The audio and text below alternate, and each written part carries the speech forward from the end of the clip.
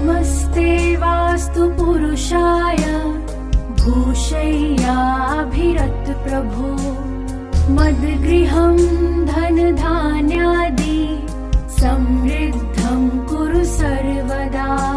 ప్రేక్షకులందరికీ నమస్కారం అండి. ఈరోజు మన వీడియోలో ఒక స్థలంలో ఇల్లు నిర్మించాలి అంటే ఎంత స్థలం అనేది ఉండాలి, అంటే ప్రాపర్గా ఒక ఇంటి నిర్మాణానికి ఎలాంటి స్థలం ఉండాలి, ఎంత స్థలం ఉండాలి, ఈరోజు మన వీడియోలో తెలుసుకుందాం. ఇది ప్రాపర్గా ఒక స్థలం అనుకుందాం. ఈ స్థలంలో దీనికి తూర్పు, పడమర, ఉత్తరం, దక్షిణ దిక్కులు.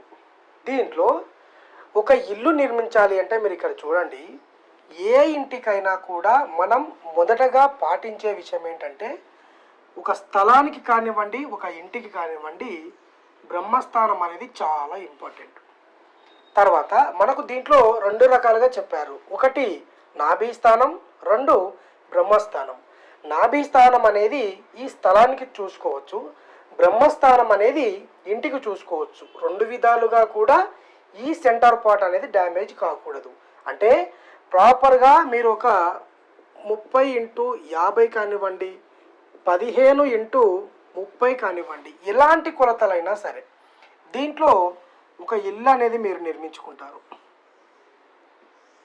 మీరు ఇక్కడ చూడండి, ఇది డ్యామేజ్ కాకూడదు అనేది మన సిద్ధాంతం. దీంట్లో సెట్ బ్యాక్స్ అనేది కంప్లీట్గా వదులుకోవాలి. పిశాచ భాగం అనేది వాస్తులో అతి ముఖ్యమైనటువంటి అంశం. ఎందుకంటే ఈ కాలంలో ప్రస్తుతం ఇప్పుడు మనం నిర్మిస్తున్నటువంటి ఇళ్లలో పిశాచ భాగం వదలకుండా గృహ నిర్మాణాలు అనేది చేస్తున్నారు. ఇది చాలా తప్పు, ఖచ్చితంగా పెద్ద దోషం అనే చెప్పాలి. ఎందుకంటే ఈ ఇంట్లో ఉన్న వాళ్ళందరూ కూడా ఆరోగ్యంగా ఉండాలన్నా, అన్యోన్యంగా ఉండాలన్నా ఫస్ట్ ఆఫ్ ఆల్ వీళ్ళు ఈ పిశాచ భాగం అనేది వదులుకోవాలి. ఎందుకు?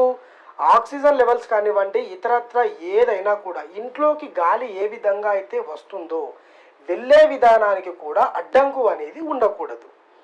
కాబట్టి ఆ విధంగా చెప్పినటువంటి శాస్త్రమే ఈ వాస్తు శాస్త్రం. దీంట్లో మొదటగా మనం పాటించేది ఈ నియమం. తర్వాత ఇంటికి కూడా మీరు ఇక్కడ చూడండి, ఇంటికి కూడా దీనిని మనకు ఎన్నో రకాలుగా చెప్పారు. అంటే 9x9 కానివ్వండి, 1 నుంచి స్టార్ట్ చేసుకుంటే రకరకాలుగా చెప్పారు. అవన్నీ సూత్రాలు మనం పాటించాలంటే కాని పని. దాంట్లో కనీసం ఈ సెంటర్ లైన్ మీరు మీ ఇల్లు నిర్మించేటప్పుడే ఒక గ్రిడ్ లైన్ అనేది వేసుకోండి. ప్లానింగ్లో కానివ్వండి, లేదు ప్రాక్టికల్గా మేము దారాలతో చెక్ చేసుకుంటామండి అనుకున్నా కూడా దారాలతో ఈ సెంటర్ లైన్ అనేది డ్యామేజ్ కాకుండా చూడండి. చాలామంది కూడా బెడ్రూమ్ కానివ్వండి, లేకుంటే బాత్రూంలో కానివ్వండి, లేకుంటే ఈ 2 బెడ్రూమ్లో కలిపి ఈ విధంగా గోడ ఏర్పాటు చేసుకొని ఇదొక బెడ్రూమ్ కిందికి, ఇదొక బెడ్రూమ్ కిందికి, దీంట్లో ఈ విధంగా బాత్రూమ్స్, లేకపోతే ఈ రూమ్కు ఇక్కడ బాత్రూమ్, ఈ రూమ్కు ఇక్కడ బాత్రూమ్ అనేది ఏర్పాటు చేసుకొని సెంటర్లో గోడ అనేది పెట్టుకుంటున్నారు. దీనివల్ల ఇంట్లో అనేక రకాలైనటువంటి బాధలు, ఆ ఇంట్లో ఉన్న వాళ్ళకు అంటే గర్భసంచికి సంబంధించినటువంటివి కానివ్వండి, లేకుంటే మన పొట్ట భాగానికి సంబంధించినటువంటివి ఏవైనా కూడా ప్రాబ్లమ్స్ వచ్చే అవకాశం ఉంది అని చెప్పి శాస్త్రం చెప్పింది. కాబట్టి ఒక ఇంటికి స్థలానికి ఎటువంటి సంబంధం లేకుండా ఈ 2 డ్యామేజ్ కాకుండా మనం మన గృహ నిర్మాణం అనేది ఏర్పాటు చేసుకోవాలి. మరి ఈ రోజుల్లో ఇవన్నీ చూసుకుంటున్నామంటే చాలామందికి ఇవి నియమాలే తెలియదు. ఫస్ట్ ఆఫ్ ఆల్ మనం ఒక గృహాన్ని నిర్మించుకోవాలంటే కేవలం కొలతలపై ఆధారపడుతున్నాం. అంటే మనకు ఈ 30x15లో ఎలాంటి బెడ్రూమ్, అంటే డబుల్ బెడ్రూమా, సింగిల్ బెడ్రూమా, ఏ విధమైనటువంటి కన్స్ట్రక్షన్ వస్తుంది అనే చూసుకుంటున్నాం తప్ప ఈ శాస్త్ర విషయాలన్నీ కూడా పాటించుకోవడం లేదు, తెలియడం కూడా లేదు. ఇది ఇలాగే కంటిన్యూ అయితే ఇవన్నీ కూడా కనుమరుగయ్యే అవకాశం కూడా ఫ్యూచర్లో ఉంది. కాబట్టి ఒక ఇల్లు నిర్మించాలి అంటే స్క్వేర్లో అయినా, రెక్టాంగిల్లో అయినా, ఏ విధంగా అయినా కూడా నిర్మించుకోవచ్చు. మీ వర్గును అనుసరించి, మీ దిక్కును అనుసరించి ఇవన్నీ కూడా డ్యామేజ్ కాకుండా ఇంటి నిర్మాణం అనేది చేయాలి. స్థలం ఎంతైనా కానివ్వండి. ఒకవేళ మాకు అర్థం కాలేదండి, మాకు ఒకే ఒక్క మాటలో చెప్పండి అంటే మీరు ఇక్కడ చూడండి, స్థలం ఎంతైనా ఉండని, అంటే 50x50 అయినా కానివ్వండి, 100x150 అయినా కానివ్వండి, 10x10 అయినా కానివ్వండి, దీంట్లో ఒక చిన్న రూమ్ అనేది ఏర్పాటు చేసుకోండి. ఉత్సంగ ప్రవేశం అనేది ఏర్పాటు చేసుకోండి. Centre door, 2 Windows. దీనికి మించిన ఇల్లు ఎక్కడా కూడా ఉండదు. అంటే మీరు ఆరోగ్యంగా అన్యోన్యంగా ఉండాలి అని మీరు అనుకుంటే ఈ విధమైనటువంటి ఇంటిని నిర్మించండి. కొలతలతో సంబంధం లేదు.